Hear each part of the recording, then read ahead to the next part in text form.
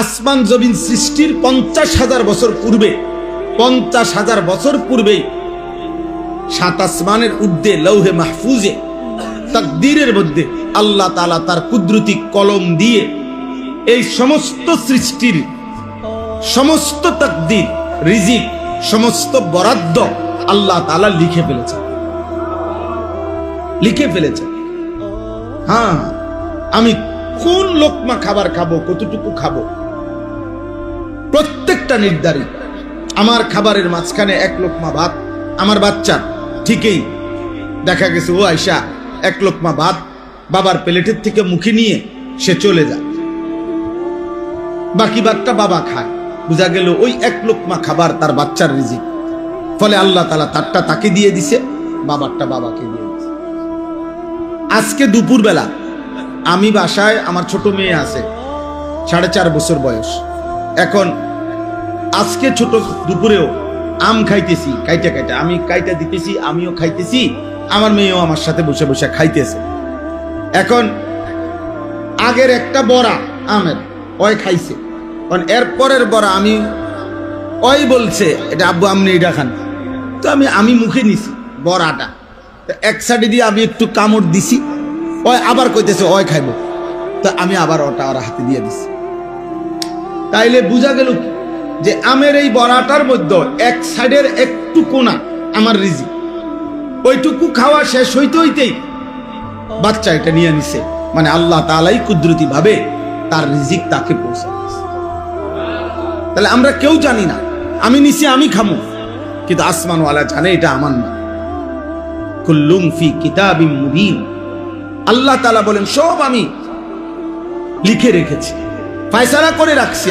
আমি আল্লাহ তাআলা তাকদীরের মধ্যে বন্টন করে দিয়েছি। একটা পিঁপড়া এখান থেকে ওই পর্যন্ত চলে যায়, কিন্তু ওই পর্যন্ত যাওয়ার পরে আরেকজনে মাইরা ফেলে, অথচ এই লোকটার থেকে সে বাইচা গেছিল। একটা মশা আমার হাত থেকে বাইচা গেছে, আমিও থাপ্পড় দিছিলাম, হয়তো আমি মারতে পারি নাই, কিন্তু এরপরের জন ঠিকই থাপ্পড় দিয়া মশাটা মেরে ফেলছে। বুঝা গেল তার রিজিক ওই পর্যন্ত ছিল, তার হায়াত ওই পর্যন্ত ছিল। তো এই জন্য একটা বিষয় আমাদের প্রথম বুঝা, আমি যে আয়াতগুলো পড়ছি এই আয়াতগুলো কোরআনুল কারীমের 12 নম্বর পারা 11 নম্বর সূরা, সূরা হুদ। এই সূরার 8, 9, 10, 11 4টি আয়াত আমি তেলাওয়াত করেছি। এই অল্প একটু সময় আপনাদের সামনে এই আয়াতের তর্জমা বলতে চাচ্ছিল। তো এখানে একটা জিনিস আল্লাহ তাআলা একজন ইমানদার আর একজন বেঈমান নাফরমানের জীবনের একটা পার্থক্য তুলে ধরছেন। ইমানদারের জীবন কেমন হয় আর বেঈমান নাফরমান পাপীর জীবন কেমন হয়, আল্লাহ তাআলা এটা বুঝাইছেন এইখানে এই 4 আয়াত। এই একটু মনোযোগ দিয়ে শুনেন, তাইলেই বুঝবেন যে আমার জীবন আপনার জীবন কেমন চলতেছে। এখানে আল্লাহ তাআলা এটা বুঝাইছেন আমাদের জীবনের 2টা অংশ। আমাদের জীবনে কখনো সুখ আসে, আমাদের জীবনে কখনো দুঃখ আসে। সুখ এবং দুঃখ এই দুইয়ের সংমিশ্রণেই আমাদের জীবন। এটা একদম অটোমেটিকলি আল্লাহর কুদরতি ফয়সালা যে দুনিয়ার হায়াতে একেবারে পূর্ণ হায়াত সুখ এটাও মিলবে না, আবার পূর্ণ হায়াত দুঃখ এটাও কি হবে না, হবে না।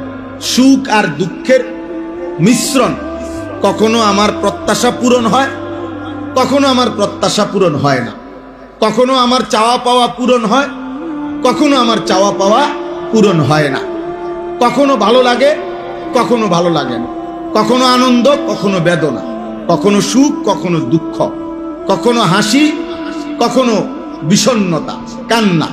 তো এর মাঝেই আমাদের জীবন, এর মধ্যেই জিন্দেগি।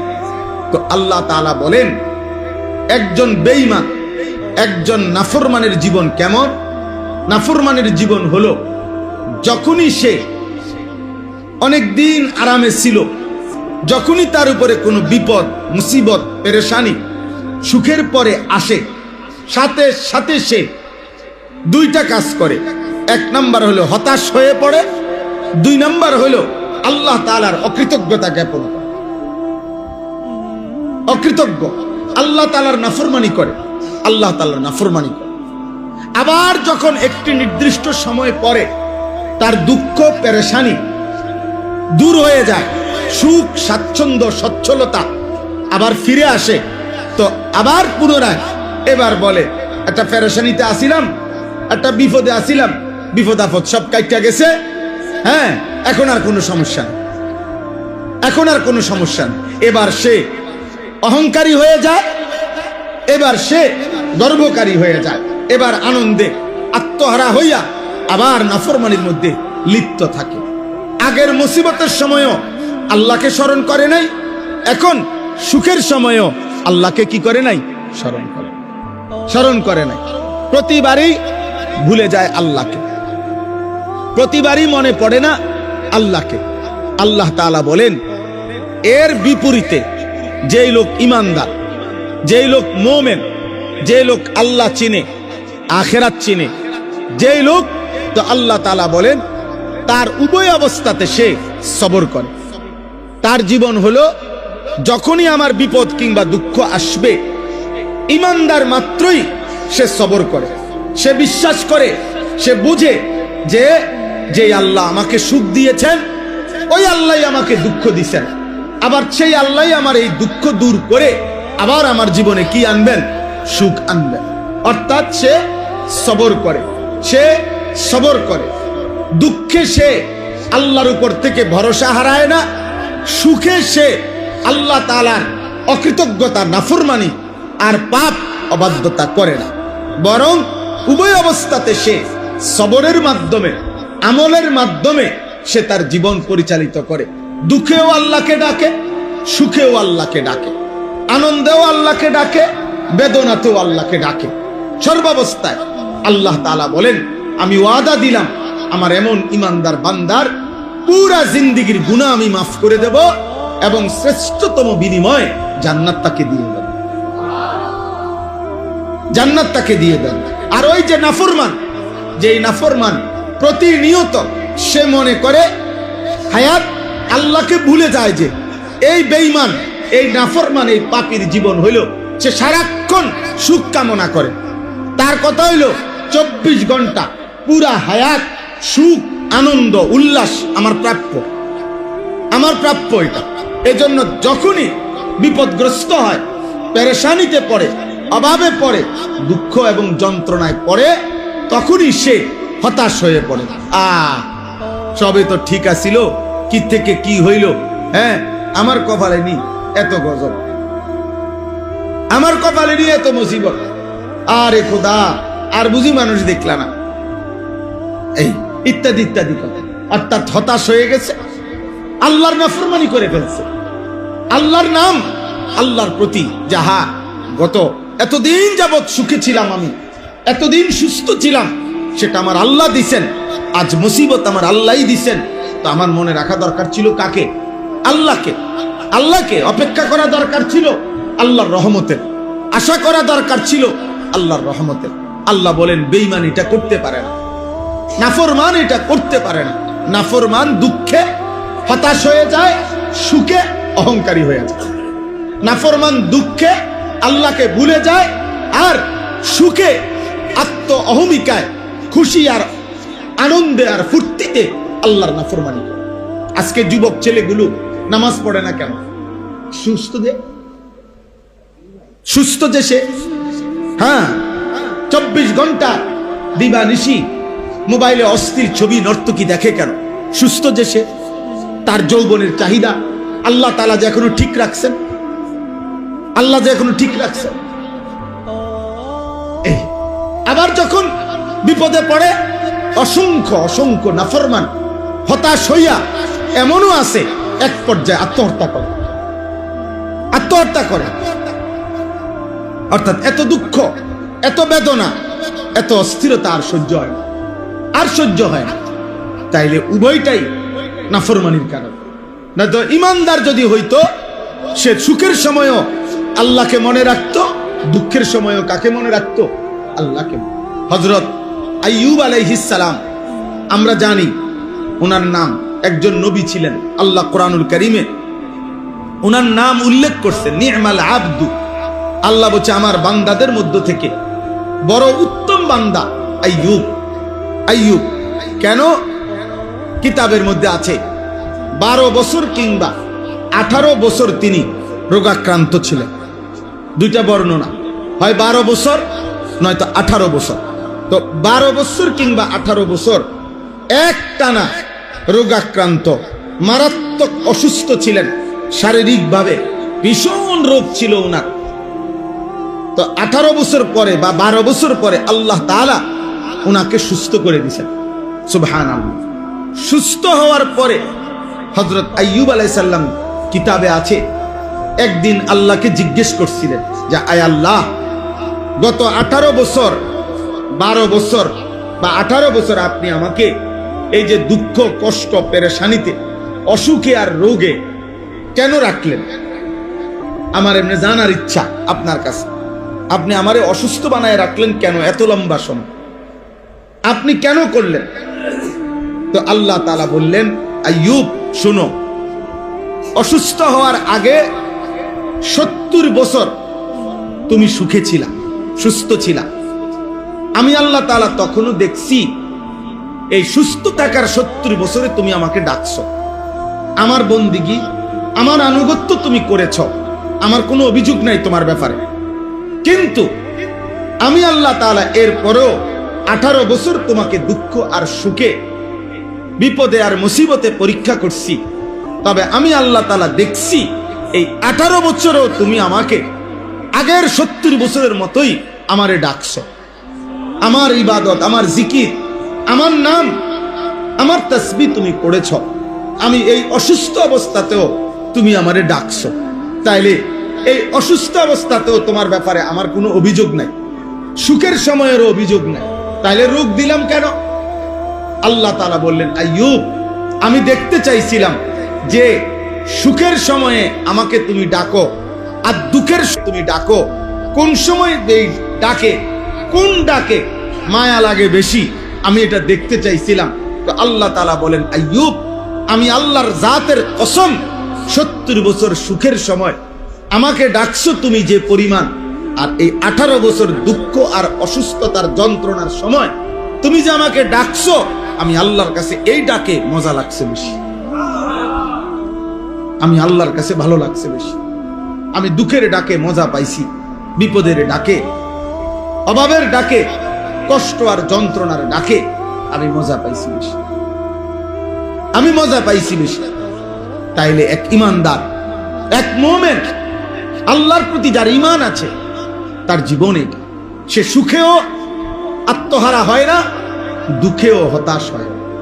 সে দুঃখেও নাফরমানি করে না, সুখেও অহংকার করে না, অহংকার করে না, অহংকার। এজন্য প্রিয় ভাই আমার, বাবা আমার, এই অল্প কয়েকজন মানুষ আপনাদেরকে বলি, আমাকেও বলি, এইখানে আল্লাহ তাআলা শিখাইছেন এটা, ওয়ালা ইন আখারনা আনহুমুল আযাবা ইলা উম্মাতিন মাদুদা লা ইয়াকুলুন্না মা ইয়াহবিসু। আল্লাহ তাআলা বলেন, নাফরমান, বেঈমান, পাপী, আমি আল্লাহ যদি ইচ্ছা করে দয়া করে তাদের উপরে আযাব, মুসিবত, বিপদ যদি একটু সময় লম্বা করি, মানে না দেই, মনে করেন অহংকার করতেছে, গুনাহ করতেছে, জুলুম করতেছে, পাপ করতেছে, কিন্তু আজকে 10 বছর হয়ে গেছে, 30 বছর হয়ে গেছে, 20 বছর হয়ে গেছে, 50 বছর হয়ে গেছে, কোনো বিপদ নাই, কোনো বিপদ নাই, কোনো অসুবিধাও নাই, কিন্তু গুনাহ করছে পুরা দম। আল্লাহ বলেন, যদি আমি ইচ্ছা করে কোনো মানুষের উপরে, কোনো জাতির উপরে আমার আযাব দীর্ঘায়িত করি, মানে দিচ্ছি না, অনেক দিন ধরে লম্বা করে রাখি, তো আল্লাহ তাআলা বলেন, লা ইয়াকুলুন্না মা ইয়াহবিসু, বেঈমান নাফরমানরা তখন ইমানদারদেরকে, নবীদেরকে বিদ্রুপ করে, যে কই কই বলে না, নাফরমানি করলে, চুরি করলে, ডাকাতি করলে, জিনা করলে, ব্যভিচার করলে, নামাজ না পড়লে বলে না আযাব আসবে, ও আযাব কো মা ইয়াহবিসু, কিসে আযাব আটকাইয়া রাখলো? এই মিয়া, তাফসীরের মধ্যে আছে আবু তালেব, আবু লাহাব যখন আল্লাহ তাআলা কোরআনুল কারীমের মধ্যে বলছে, আবু লাহাব তাব্বাত ইয়াদা আবি লাহাব, তোর হাত ধ্বংস হয়ে গেল এবং তুমি নিজেও ধ্বংস হয়ে গেলা। এরপরে আবু লাহাব চূড়ান্ত, এটা তো আল্লাহ বলে রাখছে, কিন্তু আল্লাহ তাআলা যেদিন তাকে চূড়ান্ত আযাব দিছে, ওই আযাবের আগ পর্যন্ত এই বেঈমান প্রত্যেক দিন সকালবেলা ঘুম থেকে উঠেই নবীজির সাহাবাদের কাছে যাইতো। সাহাবাদের কাছে গিয়েই বলতে, এই আবু বকর, ওমর, এদিকে এই দেখো, ওই কোনো অসুবিধা আছে নি? দেখো, বুঝেন নাই? এই তোমাকে আল্লাহ না কইলো আমারে কি আজ বলে খাইয়া লেবো, ধ্বংস করে লেবো, কই কি আমার আদি সব ঠিক মতো আছে। এই অহংকার। আল্লাহ তাআলা বলেন, নাফরমান এমন হয় যে আমি যদি আযাবটাকে একটু দেরি করছি, দিচ্ছি না ইচ্ছা করে, তো তারা বলে মা ইয়াহবিসু, আল্লাহর আযাব কিসে আটকায় রাখলো? কই আল্লাহ, কই আযাব, কই আযাব আসে না কেন? এখানে এই সূরার মধ্যে আছে প্রত্যেক যত জাতিকে, আশ্চর্য হবেন, প্রত্যেক জাতি নাফরমান পাপী ব্যক্তি জাতিকে আযাবের আগে ওই ব্যক্তি, ওই জাতি বারবার নবীদের কাছে বলতো, ফাতিনা বিমা তাইদুনা ইন কুনতা মিনাস সাদিকিন। হে নবী হুদ, লূত, শুআইব, সালেহ, এরকম নবীদের নাম বলতো, তুমি যে বলছো আমাদের উপরে আল্লাহর আযাব আসবে, যদি তোমার কথা সত্য হয়ে থাকে তো আনো আযাব, আনো, ফাতিনা, আযাব নিয়ে আসো।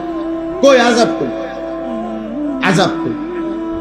এই প্রত্যেক জালেম, প্রত্যেক পাপী ধ্বংস হওয়ার আগে এই পরিমাণ অহংকার করে, অহংকারের সময় সে মনে করে তার জীবনে আর সুখ আসবে, দুঃখ আসবে না, তার জীবনে আর মুসিবত আসবে না, তার উপরে কোনো মুসিবত আসবে না, তার উপরে কোনো আযাব আসবে না, সে মনে করে, সে অহংকার করে। আল্লাহ তাআলা বলেন, আলা ইয়াউমা ইয়াতিহিম, হে নবী বলে দেন, হে নাফরমান, যেদিন সত্য সত্য আল্লাহর আযাব এসেই যাবে, লাইসা মাসরুফান আনহুম, সেদিন এই পৃথিবীর কারো আর ক্ষমতা থাকবে না সেই আযাবকে প্রতিহত, সেই আযাবকে আর প্রতিহত করার ক্ষমতা থাকবে না। হ্যাঁ, কুরআনুল কারীমের মধ্যে আল্লাহ তাআলা বলেন, ইন্না আযাবা রাব্বিকা লাওয়াকি' লাইসা লাহু মিন দাফি', নিশ্চয় আল্লাহর আযাব আসবেই আসবে, লাইসা লাহু দাফি', আল্লাহ বলেন আল্লাহর আযাব যেদিন আসবেই সেদিন আর কেউ থাকবে না যে তাকে প্রতিহত করবে। লিল কাফিরিনা লাইসা লাহু দাফি', আল্লাহ বলে বেঈমান, পাপী, কাফের, নাফরমানের জন্য আমার আযাব আসবেই আসবে, লাইসা লাহু দাফি', ওই আযাব প্রতিহত করার কেউ থাকবে। ফিরআউনের উপরে যখন আযাব আসছে, তো এবার আর কেউ ঠেকাইতে পারছে? নমরুদের উপরে যখন আযাব আসছে, তো এবার আর কেউ ঠেকাইতে পারছে? কারুনের উপরে যখন আযাব আসছে, তো এবার আর কেউ ঠেকাইতে পারছে? নূহ আলাইহিস সালামের কওমকে যখন আল্লাহ তাআলা পানিতে ডুবাইয়া ফেলছে, এবার আর কেউ থামাইতে পারছে? হ্যাঁ, হযরতে শুআইব আলাইহিস সালাম, সালেহ আলাইহিস সালাম, হুদ আলাইহিস সালাম, লূত আলাইহিস সালাম, উনাদের কওমকে আল্লাহ তাআলা আযাব দিয়ে ধ্বংস করছেন। কোরআনে আল্লাহ বলেন, এই সূরাতে আছে, ফাআসবাহু ফি দারিহিম জাসিমিন, এই নাফরমান জাতি তারা প্রত্যেকে তাদের ঘরের মধ্যে উপুর হইয়া ময়রা পড়েছিল। একটা কোলের বাচ্চা, দুধের বাচ্চা, পেটের বাচ্চা, একটা নারী, একটা পুরুষ আল্লাহর আযাব থেকে বাঁচেন।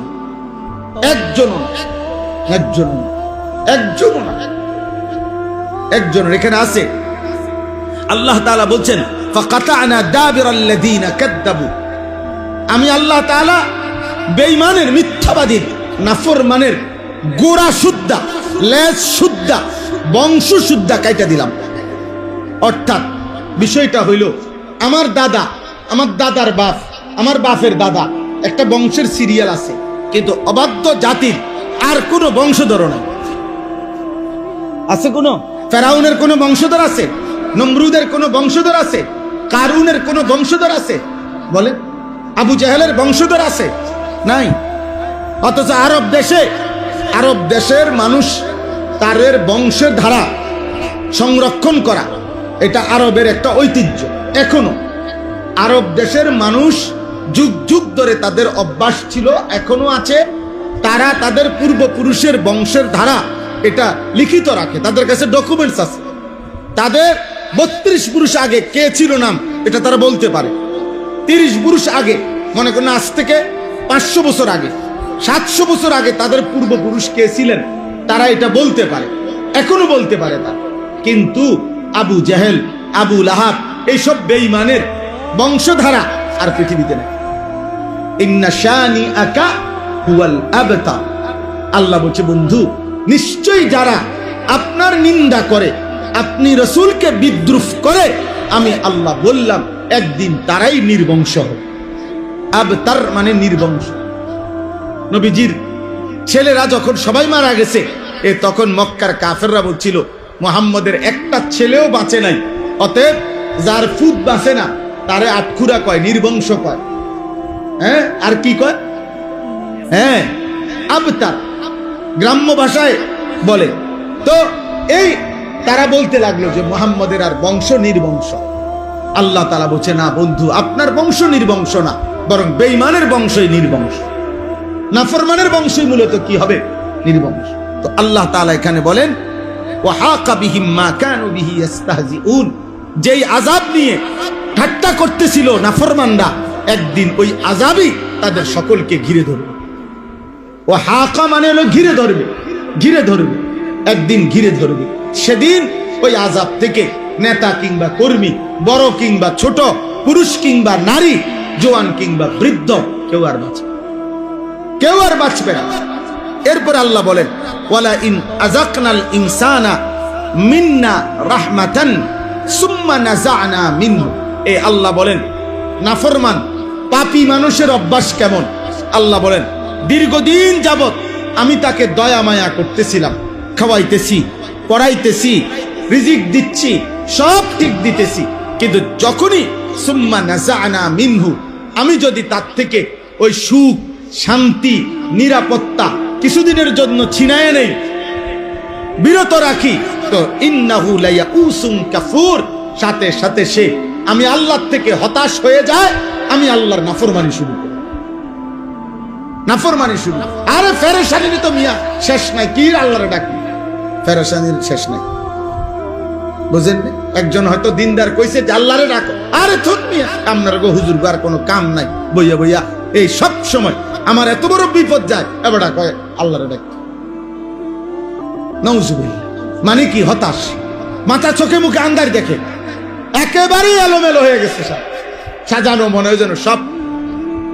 এখানে আছে কোরআনে সূরা কাহাফের মধ্যে এক অহংকারী বাগান মালিক, সে আল্লাহকে ডাকতো না, শিরিক করতো আল্লাহর সাথে।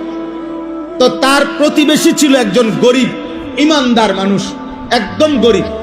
তো এই গরিব লোকটাকে প্রত্যেক দিন এই অহংকারী বাগান মালিকটা বিকালে সন্ধ্যায় বিদ্রুপ করত। বুজুর্গ কি খবর, খুব তো আল্লাহরে ডাকো, হ্যাঁ তুমি তাকে বুজুর্গির ভাবলো, ইমানদার কই, এ পয়রা তো রইলে এমনি, এই অভাবে তো পয়রা রইলা, কিচ্ছুই তো নাই। হ্যাঁ, প্রতিদিন এভাবে বলতো। তখন এই কোরআনে আছে, ওই নেককার মানুষটা যদিও সে গরিব ছিল, তার প্রতিবেশী পাশের ক্ষেতওয়ালা, তো উনি বলতো, ভাই তুমি অহংকার না করে তোমার, তো এই জন্য বললাম এ করতো কি, তো সন্ধ্যাবেলা এর বিদ্রুপ করত, আর উনি বলতো তোমার উচিত আল্লাহকে ডাকা, আল্লাহকে ডাকা, যে হে বাগান মালিক, আল্লাহর নাফরমানি করো না, অহংকার করো না, অহংকার করো না, এটা বলতো তাকে। তো কোরআনে আছে, একদিন এরকম বিদ্রুপ করতে করতে বলে বিদ্রুপ করে সে ঘরে গেছে গা, ওই এই অহংকারী বাগান মালিকটা, নাফরমানটা গিয়া রাত্রিবেলা ঘুমাইছে, ভোরবেলা নিজের বাগানে আবার আসছে, পরের দিন ভোরবেলা। আল্লাহ কোরআনুল কারীমে বলেন, এই শেষ রাত্রে আল্লাহ ওই বাগানের উপরে আযাব দিয়া সমস্ত গাছ এইভাবে উপড়াইয়া ফেলছে, একেবারে বাগান সমান করে লাইছে শুধু। এইবার সকালবেলা ফাসবাহা ইউকাল্লিবু কাফাইহি, আল্লাহ তাআলা বলেন ভোরবেলা এই নাফরমান আইসে এবার এইরকম আহা আহা কি করলাম নিজের হাতকে এরকম মুসরানো শুরু করছে আর বলতে লাগছে ইয়া লাইতানি লাম উশরিক বিরব্বি আহাদা। আহা আহা আমার মন্দ কপাল, আমি যদি আল্লাহর সাথে শিরিক না করতাম, বরং যদি আল্লাহকে ডাকতাম, আজ আমার এত বড় মুসিবত হইতো না, আর মুসিবত হইতো না। তো আল্লাহ তাআলা বলেন, এই বান্দা যখন সুখে থাকে তখন অহংকারী হয়ে যায়, বান্দা যখন দুঃখে থাকে হতাশ হয়ে আমি আল্লাহকে ভুলে যাই। তো আল্লাহ বলেন, ওয়ালা ইন আযাকনাহু না'মা বা'দা দাররা, পুনরায় আমি যখন আবার